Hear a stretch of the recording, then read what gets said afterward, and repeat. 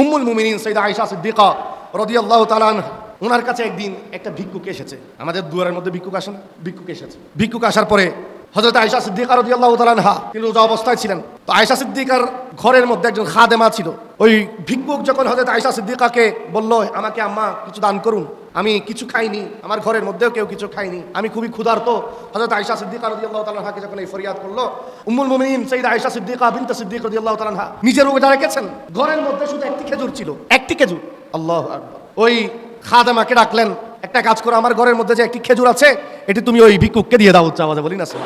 ওই খাদেমা বলছে, আম্মা আপনার কাছে তো কিছুই নেই, কি খাবেন?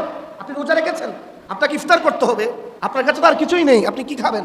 আল্লাহু আকবার। হযরত আয়েশা সিদ্দিকা বলছেন, তুমি দিয়ে দাও, আমারটা আল্লাহ দেখে নিবে। উচ্চ আওয়াজে বলি না সুবহানাল্লাহ। উম্মুল মুমিনিনের যখন আদেশ হলো, ওই খাদেমা ওই একটি খেজুর ওই ভিক্ষুককে দান করলো। উচ্চ আওয়াজে বলি না সুবহানাল্লাহ। কিছুক্ষণ যেতে না যেতে একজন মানুষ গোশত নিয়ে, ছাগলের গোশত নিয়ে আয়েশা সিদ্দিকার দুয়ারের মধ্যে হাজির হয়েছে। উচ্চ আওয়াজে বলি না সুবহানাল্লাহ। হাদিয়া নিয়ে সরকারে দু আলম সাল্লাল্লাহু আলাইহি ওয়াসাল্লামের ঘরের মধ্যে হাজির হয়েছে। ওই হাদিয়া আম্মা আয়েশা সিদ্দিকাকে দিয়েছেন। হযরত আয়েশা সিদ্দিকা রাদিয়াল্লাহু তাআলা ওই খাদেমাকে বলছেন, দেখেছো দানের ফল তুমি দিয়েছিলা খেজুর, তোমার জন্য আল্লাহ গোশত রেডি করে দিয়েছে। উচ্চ আওয়াজে বলি না সুবহানাল্লাহ।